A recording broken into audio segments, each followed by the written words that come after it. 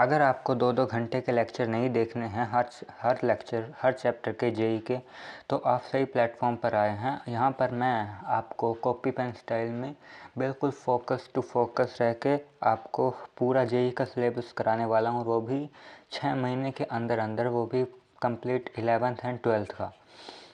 Physics, chemistry और math तीनों आपको जो है कराए जाएंगे यहाँ पर 6 महीने के अंदर अंदर। 6 महीने में पहले यहाँ पर ओवरव्यू दे देता हूँ 6 महीने में क्या क्या होगा। 6 मंथ में 11th एंड 12th कंप्लीट होगी यहाँ पे, और वो भी 20 मिनट के लेक्चर में, 20 मिनट लेक्चर ईच।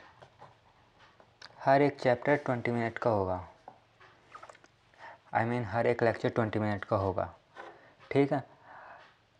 और जो है हम इसमें कैसे आगे बढ़ने वाले हैं ये ध्यान से देखेंगे। हम जो है हर एक चैप्टर को 4 से 5 लेक्चर्स में जो है यूट्यूब पे डाला करेंगे, और 20 मिनट का हर एक लेक्चर होगा। तो कम से कम 1 घंटे के अंदर अंदर, मतलब 1 या 2 घंटे के 2 घंटे के अंदर हमारा पूरा चैप्टर कंप्लीट हो जाएगा। लेकिन यहाँ पे जो इम्पोर्टेंट जो रहेगा वो आप पे रहेगा कि होमवर्क क्या करना है, ठीक है। होमवर्क मैं आपको कम्युनिटी पोस्ट में दे दिया करूँगा, डे 1 डे 2। तो आज है डे 1, ठीक है। आज है सैटरडे, कल को क्लास नहीं होगी, तो आज एक ही क्लास है, तो परसों से 2-2 क्लास आनी शुरू हो जाएगी। कल को मैं प्लानर डाल दूँगा कि कैसे कैसे क्लास आएगी और कैसे आपको देखनी है क्लास। अगर सब्सक्राइबर अच्छे हो गए तो मैं लाइव भी आ जाया करूँगा, लेकिन उसके लिए पहले अगर 100 सब्सक्राइबर हो गए तो मैं लाइव भी पढ़ाने आया करूँगा, ठीक है। तो चलिए शुरू करते हैं। आज शुरुआत करते हैं हम यूनिट एंड डायमेंशन से।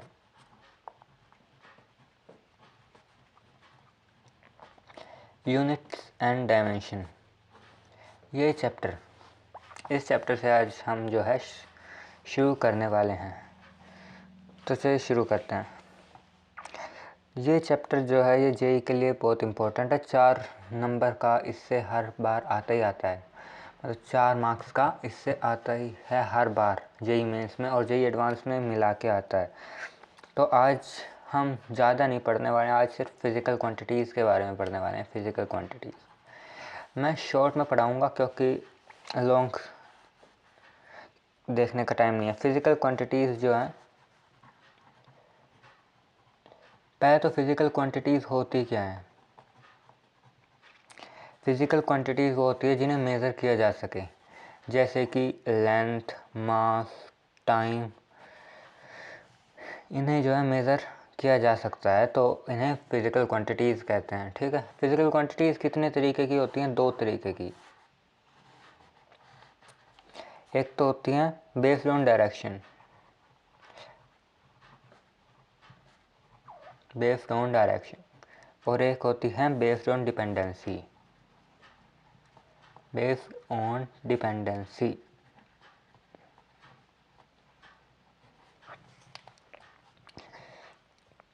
ठीक है। बेस्ड ऑन डायरेक्शन क्या होती है? जिन्हें डायरेक्शन के बेसिस पे अलग किया जाता है, और डिपेंडेंसी जिन्हें, मतलब डिपेंडेंसी के बेसिस पर, वही तो है। और डायरेक्शन के बेसिस पर कौन कौन सी फिजिकल क्वांटिटीज़ होती हैं? एक होती है scalar,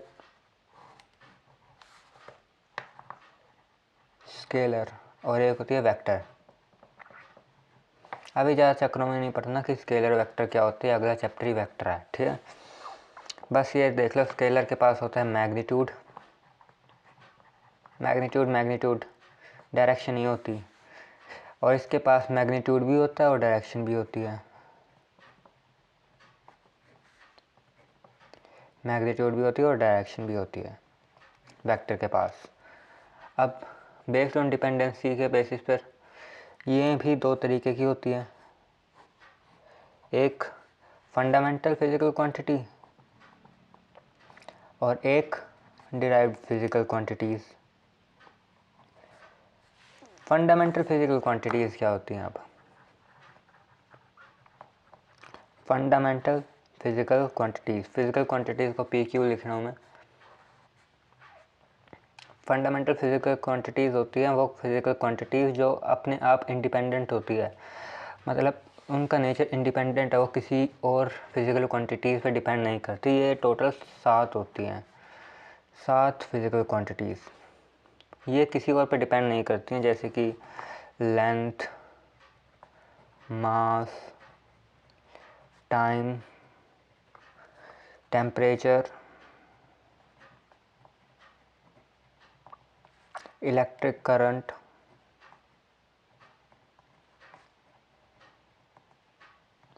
luminous intensity,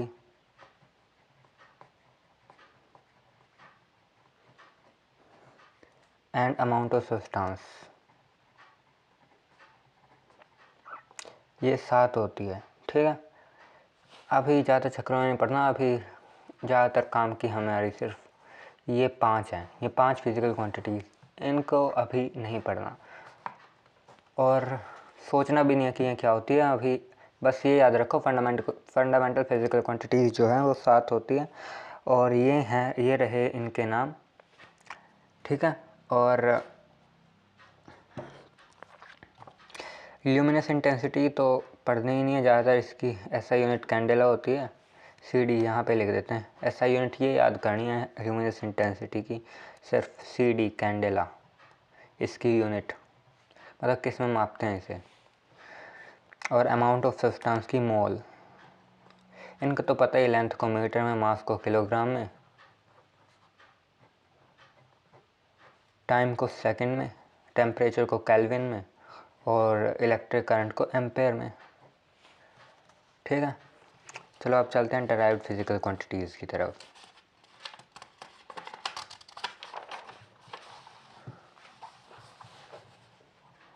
derived physical quantities,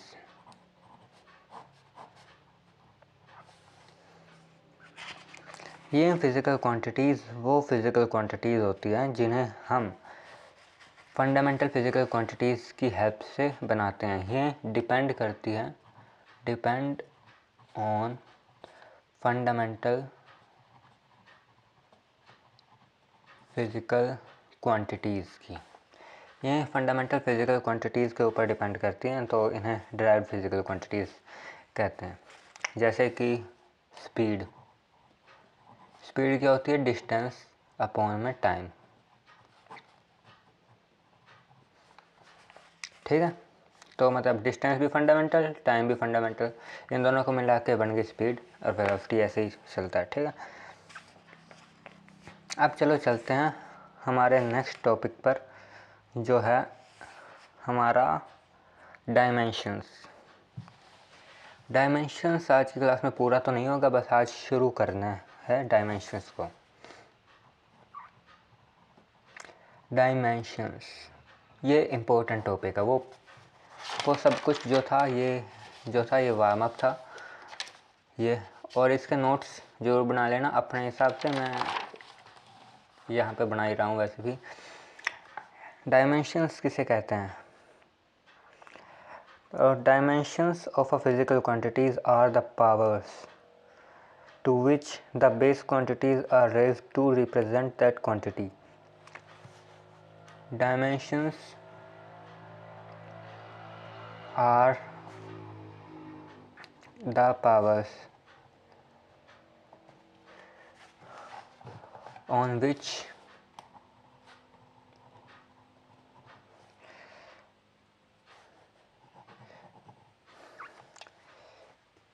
the powers to which the base quantities are raised, to which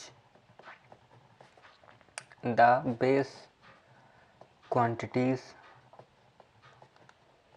are raised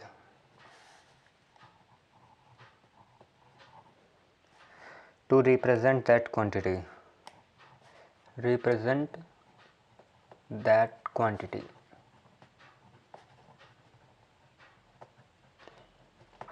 ये डेफिनेशन है, इतनी ज़्यादा इम्पोर्टेंट नहीं है, जो मैं आगे समझाऊंगा वो इम्पोर्टेंट है, और वो याद करके लाना है अगली क्लास में, नहीं अगली क्लास में आना मत, ठीक है। चलो, डायमेंशंस किसे कहते हैं? डायमेंशंस वो होती है जिनके ऊपर हम फंडामेंटल क्वांटिटीज़ को रेज करते हैं, मतलब किसी फिज़िकल क्वांटिटीज़ को एज फंडामेंटल क्वांटिटीज़ के टर्म में हम लिखते हैं। जैसे कि मास का डायमेंशन क्या होगा, मास मैंने वज़न, मापते किस में, इसको यूनिट होगी किलोग्राम, यूनिट पे अभी हमें ध्यान नहीं देना, चलो यूनिट भी लिख लो। मास है इसकी किलोग्राम और इसका डायमेंशन है एम। ये एम, ये डब्बा आपको बनाना है बना सकते हो, नहीं बनाना नहीं, ये कोई ज़रूरी नहीं है ये। हाँ, लेकिन अगर आप स्कूल में पढ़ते हो तो ये ज़रूरी है, वरना आधा नंबर काट लेंगे। और मास लेंथ को मापते हैं हम मीटर में, और लेंथ का डायमेंशन है एल, कीरा एल। ओह सॉरी, वो डेथ नोट याद आ गया था मेरे।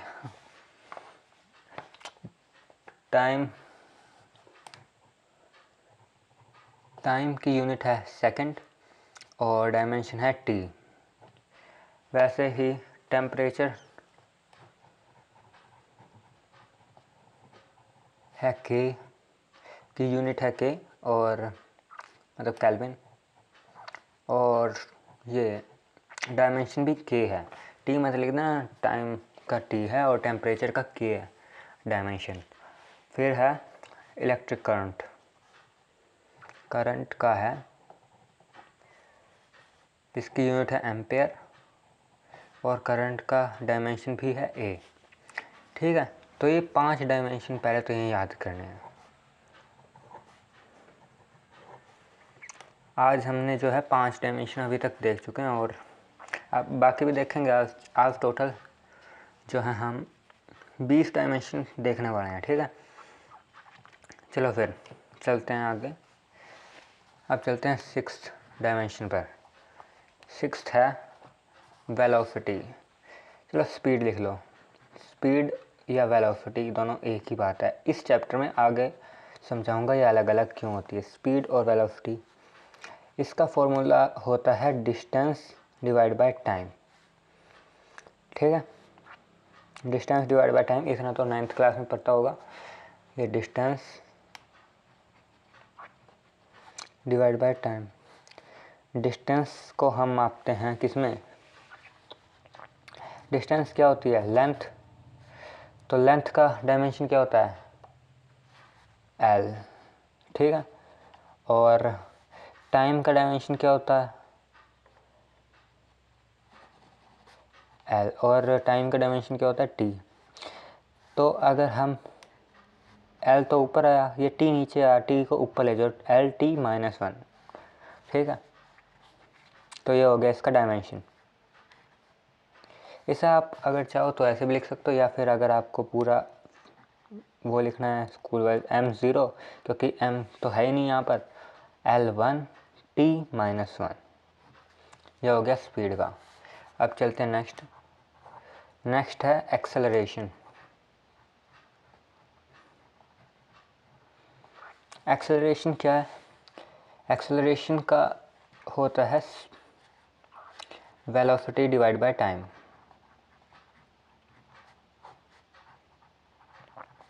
ठीक है, या फिर स्पीड डिवाइड बाय टाइम, जो भी लिखना चाहो। तो वेलोसिटी का हम डायमेंशन पहले निकाल चुके हैं, LT-1, और यहाँ पर टाइम का डायमेंशन होता है टी को वापस ऊपर लेके जाओ, टी ऊपर से पहले ही एक पावर माइनस की, एक और आ जाएगी, तो LT-2 ऐसे भी लिख सकते हो इसको, LT-2 ऐसे भी लिख सकते हो, और M0 L1T-2 ऐसे भी लिख सकते हो। तो हम 7 जो है डायमेंशन कर चुके हैं। ये डायमेंशन रटने नहीं है, बस ये फॉर्मूले अगर याद हो गए तो डायमेंशन अपने आप निकल जाएंगे ऐसे। ठीक है, अब नेक्स्ट 8th क्या है, मोमेंटम। ये आसान है।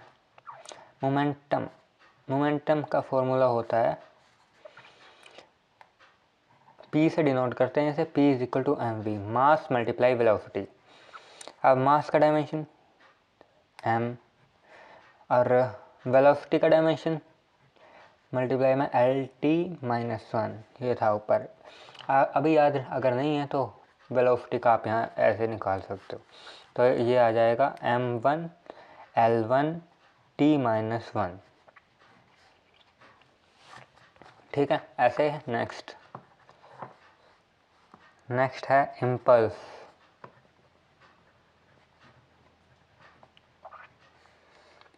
इम्पल्स क्या है? Force I is equal to force multiply time. यह फॉर्मूला याद कर लो, याद कर लोगे तो डायमेंशन निकालने में आसानी रहेगी। Impulse is equal to force multiply time. तो अब फोर्स, एक मिनट इसे बाद में करेंगे, पहले फोर्स को निकाल लो।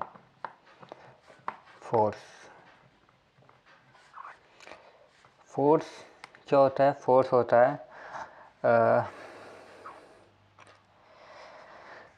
मास multiply acceleration. F is equal to M A, Newton second law. Mass का डायमेंशन m और एक्सेलरेशन L t-2। ये रहा L t-2। ठीक है, तो फोर्स का डायमेंशन हो गया ML-t-2। ये इम्पोर्टेंट है, इसे याद कर लो, ये बाकी कहीं में आएगा। फोर्स याद कर लो, एक वेलोसिटी याद कर लो और एक एक्सेलरेशन याद कर लो, बस। बाकी के मैं फॉर्मूले दूंगा, फॉर्मूले से आप निकाल सकते हो। अब इम्पल्स क्या है? Force multiply time. फोर्स का dimension ML-t-2 multiply T, minus की पावर 2 और यहाँ पे माइनस की पावर 1, तो यहाँ पे कितना आ जाएगा? ML-t-1। ठीक है, तो आज सिर्फ इतना ही करते हैं। नेक्स्ट क्लास जो है मंडे को आएगी, शायद मंडे को 3 क्लास आ जाए, मुझे पक्का नहीं पता। तो जैसे भी मुझे टाइम मिलेगा मैं नेक्स्ट क्लास जो है बना दूंगा। तो आज का होमवर्क क्या है? ये एक बार देखने हैं, नोट्स बनाने हैं, बस आज का काम इतना ही है अभी के लिए। कल हम जो है सारे डायमेंशन जो है कर लेंगे। हाँ, कल लगभग सारे डायमेंशन कंप्लीट कर लेंगे जितने भी इम्पोर्टेंट है। और ये लेक्चर जो है max to max unit and dimension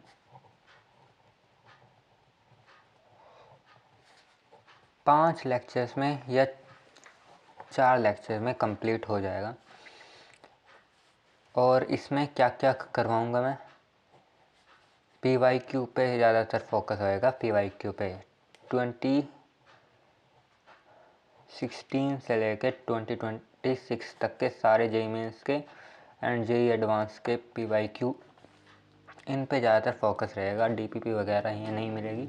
हमारा काम रहेगा PYQ को अच्छे से करना। एक बार PYQ हो गया, बाकी एडवांस क्वेश्चन तो आप कहीं से भी ले सकते हो, जहाँ से भी चाहिए। तो फिर मिलते हैं नेक्स्ट क्लास में, तब तक के लिए bye bye, take care, love you all. तो अच्छा, अगर मैं तो लाइव क्लास लेना चाहता हूँ, अगर आपको लाइव क्लास चाहिए तो कमेंट में बता देना, क्योंकि देखो एक तो मेरी पहली वीडियो है, ज़्यादातर सब्सक्राइबर तो आएंगे नहीं, और लाइव करने के लिए भी 50 सब्सक्राइबर चाहिए। बस हाँ, अगर 50 सब्सक्राइबर हो जाते हैं जल्दी और एक दो कमेंट आ जाता है कि लाइव क्लास चाहिए, जिससे मैं आपके कमेंट भी पढ़ सकूं, तो वो अच्छा रहेगा। तो सब्सक्राइब करना ज़रूर, अगर लेक्चर समझ में आया हो इतना। ये मेरी फर्स्ट क्लास थी, इंट्रोवर्ट हूँ ज़्यादातर, अगर समझ में नहीं आया तो, लेकिन मैं एक बार और ट्राई करूँगा। सेकंड लेक्चर अगर 4 समझ में नहीं आया, तब आप 4 से 5 लेक्चर ट्राई करें, ज़रूर देखें। उसके बाद अगर आपको समझ में ना आए तो आप जा सकते हैं। वैसे भी बाकी बड़ी बड़ी कोचिंग तो है ही, PW वगैरह। हाँ, मैं भी PW से ही था पहले तो, लेकिन मैं भी आपको पढ़ाना चाहता हूँ। अगर आपको लाइव क्लास चाहिए तो कमेंट कर देना, मैं कोशिश करूँगा लाइव क्लास करने की। तब तक के लिए मिलते हैं, बाय बाय नेक्स्ट वीडियो में। Bye bye, take care, love you all.